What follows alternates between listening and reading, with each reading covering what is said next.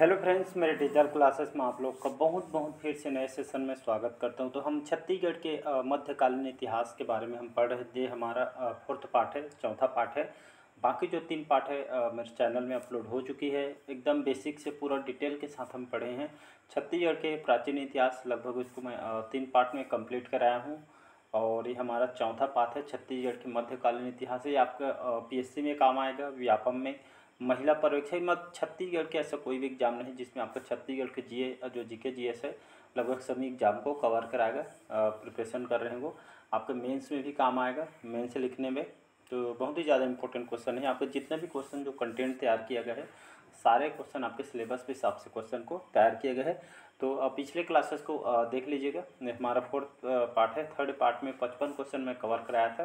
तो चलिए हम यहाँ से आगे बढ़ेंगे। तो पहली बार आए तो चैनल को प्लीज़ सब्सक्राइब करके रख लीजिएगा तो फिर नोटिफिकेशन है आप तक यहाँ पे पहुँच पाए। तो चलिए सेशन को बढ़ाते हैं आगे। आज का क्वेश्चन हमारा रायपुर में रतनपुर के जो कलचुरी शाखा के जो प्रथम शासक कौन था। ये आपके CGPSC 2016 के पेपर में क्वेश्चन पूछा गया है। तो रायपुर में रतनपुर के कलचुरी शाखा का जो प्रथम शासक कौन था? ब्रह्मदेव, रामचंद्र, मोहन सिंह, अजीत सिंह या इनमें से कोई नहीं। इसका जो करेक्ट आंसर हो जाएगा रामचंद्र, इसका करेक्ट आंसर हो जाएगा। याद रखिए। तो रायपुर में रतनपुर के जो कलचुरी शाखा के जो प्रथम शासक कौन थे? ये आपका रामचंद्र देव थे। इसको याद रखिएगा। तो इसका भी ऑप्शन करेक्ट आंसर हो जाएगा। तो ये सभी ब्रह्मदेव, अमर सिंह, रामचंद्र देव, केशव देव, ये सभी आपके रायपुर के कलचुरी शाखा, लहुरी शाखा के इसके अंतर्गत ये लोग शासन किए थे। तो इसको याद रखिएगा, इम्पोर्टेंट क्वेश्चन है।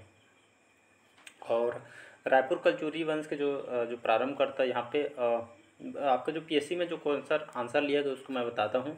तो जो आयोग के द्वारा जो अब रामचंद्र को संस्थापक के रूप में इसको लिया गया है, लेकिन जो आपकी जो बुक में केशव देव को बताया गया, लेकिन आपको आंसर में आपको रामचंद्र को संस्थापक के तौर पे आपको लेना था। इन लोग की राजधानी खल्लारी, महासमुंद, इन लोग अपनी राजधानी बनाया। अगला क्वेश्चन देखते हैं। कलचुरी राजवंश की निम्नलिखित किस शाखा ने छत्तीसगढ़ की राजनीतिक सत्ता स्थापित की थी? ये भी CGPSC 2014 पेपर में आए हैं। तो कलचुरी राजवंश से कौन सी जो शाखा ने छत्तीसगढ़ राजनीतिक सत्ता स्थापित की? तो लहुरी शाखा ने, बेहुरी शाखा ने, त्रिपुरी शाखा ने, आपके कलिंग शाखा ने। तो इसका जो करेक्ट आंसर हो जाएगा लहुरी शाखा, इसका करेक्ट आंसर हो जाएगा। तो याद रखिए। तो लहुरी शाखा ने यहाँ पे छत्तीसगढ़ में राजनीतिक सत्ता स्थापित किया गया था। तो इसको याद रखिएगा। अगला क्वेश्चन देखते हैं। कलचुरी शासन व्यवस्था के अंतर्गत महाकोटपाल निम्न में से किससे संबंधित था? राजस्व मंत्री से, विदेश मंत्री से, दुर्ग या किले की रक्षा करने वाला से, या आपके राजा का धर्म संबंधित सलाहकार से? तो इसका जो करेक्ट आंसर हो जाएगा सी ऑप्शन करेक्ट आंसर। तो कलचुरी शासन जो व्यवस्था के अंतर्गत जो महाकोटपाल ये आपका किससे संबंधित था? तो ये आपके दुर्ग या किले की रक्षा करने वाले से आपका संबंधित है महाकोटपाल। तो इसको याद रखिएगा। यह कलचुरी शासन व्यवस्था अंतर्गत यहाँ पे इससे संबंधित है। अगला क्वेश्चन देखते हैं। सुनारपाल के जो तिथि विहीन जो अभिलेख से निम्न में किस राजा का उल्लेख मिलता है? जय सिंह देव के, हरिश्चंद्र देव के, सोमेश्वर देव के, आपके मधुरांतक देव के। तो इसका जो करेक्ट आंसर हो जाएगा आपका, तो इसका जो करेक्ट आंसर हो जाएगा आपका जय सिंह देव, इसका करेक्ट आंसर हो जाएगा। तो इसको याद रखिए। तो सुनारपाल के जो उनके जो तिथि विहीन जो दिनांक जो उनके हिसाब से जो डेट बताई की थी, तो यहाँ पे तिथि विहीन जो अभिलेख से आपके इस राजा जयसिंह देव के राजा का उल्लेख यहाँ पे मिलता है। तो इसको याद रखिएगा। अगला क्वेश्चन देखते हैं। काकतीय वंश से जो किस शासक ने प्रौढ़ प्रताप चक्रवर्ती की उपाधि धारण की थी? दिगपाल देव ने, राजपाल देव ने, वीर सिंह देव ने, आपके प्रताप। तो इसका जो करेक्ट आंसर हो जाएगा आपका राजपाल देव, इसका करेक्ट आंसर हो जाएगा। तो ये काकतीय वंश के शासक थे जिन्होंने प्रौढ़ प्रताप चक्रवर्ती की उपाधि इन्होंने धारण की थी। याद रखिए। इनका जो शासन क्षेत्र कहाँ पे था? तो इन लोग बस्तर के क्षेत्र के आसपास इन्होंने शासन क्षेत्र अपनाया था।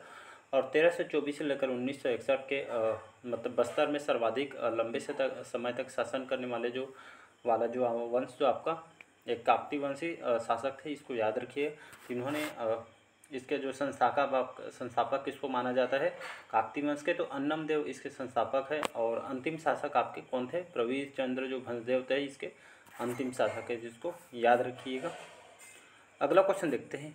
अगला क्वेश्चन देखते हैं यहाँ पे, छत्तीसगढ़ की जो प्रथम महिला विद्रोहिणी कौन थी जिसने अपने पति राजा भैरम देव के विरुद्ध विद्रोह किया था? तो रानी चंद्र कुमारी ने, रानी प्रफुल्ल कुमारी देवी ने, रानी लक्ष्मी कुमार बघेली ने, यानी रानी आपके जुगराज कुंवर के द्वारा। तो इसका जो करेक्ट आंसर हो जाएगा आपका डी ऑप्शन, जो रानी जो जुगराज कुंवर थी, याद रखिए जुगराज कुंवर, जो कि छत्तीसगढ़ की इनको पहली महिला विद्रोहिणी इनको कहा जाता है, जिन्होंने जो अभी रानी जो जुगराज कुंवर थी, इन्होंने अपनी पति, उनके जो पति थे आपके भैरव देव, इनके विरुद्ध इन्होंने विद्रोह किया था। किसने? तो जुगराज कुंवर। याद रखें हमारे छत्तीसगढ़ की पहली महिला विद्रोहिणी है।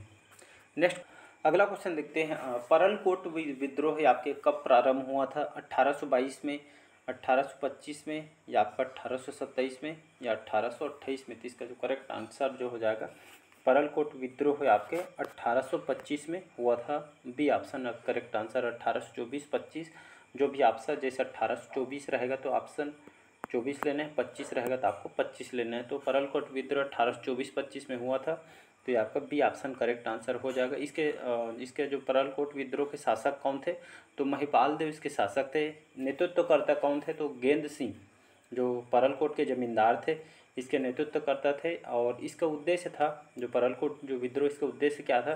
तो जितने भी जो अबुझमाड़ियों को यहाँ पे इनका शोषण मुक्त करने के उद्देश्य से इसको, या इनके उद्देश्य से इसको परलकोट विद्रोह आपके हुआ था। जो आपका अबुझमाड़ी ऐसे जो कि संसार की रचना करना चाहते थे जहाँ कोई उनका शोषण मत करे या मत उनका लाभ एक तरह से उठा न सके, इसी उद्देश्य से यहाँ पे इस परलकोट विद्रोह यहाँ पर हुआ था 1824-25 में। तो इसको याद रखिएगा।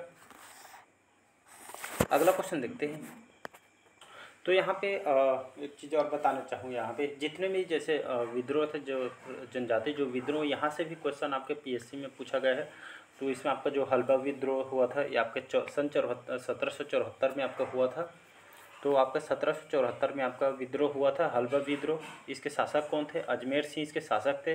किसके नेतृत्व में हुआ था? तो आपका अजमेर सिंह के हुआ था। और इसके बाद 1825 में परलकोट को विद्रोह हुआ था, भी जैसे बताया हूँ।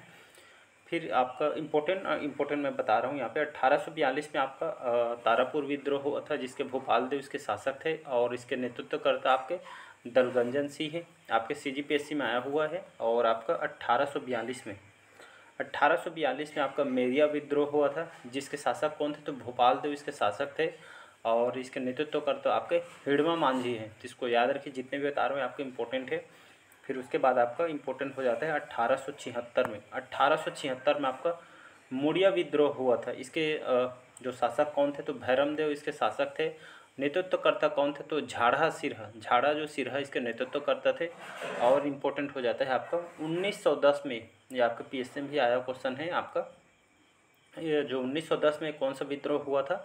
तो भूमकाल विद्रोह हुआ था। इसको याद रखिएगा, भूमकाल विद्रोह कौन से सन में हुआ था? 1910 में हुआ था। और इसके शासक कौन थे? तो आपके रुद्र प्रताप देव, याद रखिएगा, रुद्र प्रताप देव इसके शासक थे।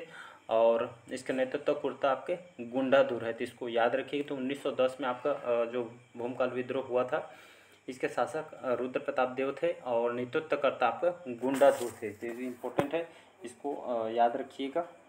और आपका जो भूमकाल जो विद्रोह था, इसका उद्देश्य क्या हुआ था? मतलब यह फरवरी 1910 में हुआ था भूमकाल विद्रोह। इसमें जितने भी जो स्थानीय जनता की यहाँ पे इन लोग के या तो मतलब शोषण को रोकना था, और वनों के जो उपयोग और शराब बनाने के आपके प्रतिबंध का इसमें विरोध करना था। जो भूमकाल विद्रोह इससे संबंधित है, तो इसको याद रखिए। एक तरह के यहाँ के लोगों के द्वारा इसको शराब बनाने पर प्रतिबंध करना था, उनका शोषण वगैरह जो आदिवासियों को करना था, उसको एक तरह का रोकना, इसी उद्देश्य से इसको लगाया गया था। इसके जो दमन करता आपका कैप्टन जो मेयर थे, याद रखिए, कैप्टन जो मेयर थे इसके दमन करता है। तो इसी तरह के ये आपके इम्पोर्टेंट विद्रोह जो आपके बार बार एग्जाम में क्वेश्चन पूछा जाता है। तो चलिए, ये हमारा लास्ट क्वेश्चन था 62 मोस्ट इम्पोर्टेंट क्वेश्चन, जो कि छत्तीसगढ़ के मध्यकालीन इतिहास के लगभग 62 क्वेश्चन, या चौथा पार्ट था मेरा। तो चलिए, सेशन को यहीं तक रखते हैं। 62 क्वेश्चन मैं इसको इंक्लूड किया, तो सारे टॉप के क्वेश्चन इसको एक बार रिवाइज कीजिएगा। प्लेलिस्ट में आपको चारों क्वेश्चन जो चारों पार्ट है आपको मिल जाएगा। 3 पार्ट आपका छत्तीसगढ़ के प्राचीन इतिहास से है, और आपकी मिडिवल हिस्ट्री है। इसके बाद हम देखेंगे आज छत्तीसगढ़ के आधुनिक कालीन इतिहास, जिसको हम कल करने वाले हैं, कल स्टार्ट करेंगे। तो आज का जो सेशन हम यहीं तक रखते हैं, तो इसको रिवाइज कर लीजिएगा। और अच्छा लगे चैनल को लाइक शेयर सब्सक्राइब कीजिएगा। पहली बार आया हूँ चैनल को सब्सक्राइब करके रख ले ताकि नोटिफिकेशन आप तक पहुँच पाए। तो चलिए आज का सेशन यहीं तक रखते हैं, मिलते हैं अगले पार्ट में नए चैप्टर के साथ, आपके आधुनिक इतिहास के साथ। चलिए, थैंक यू।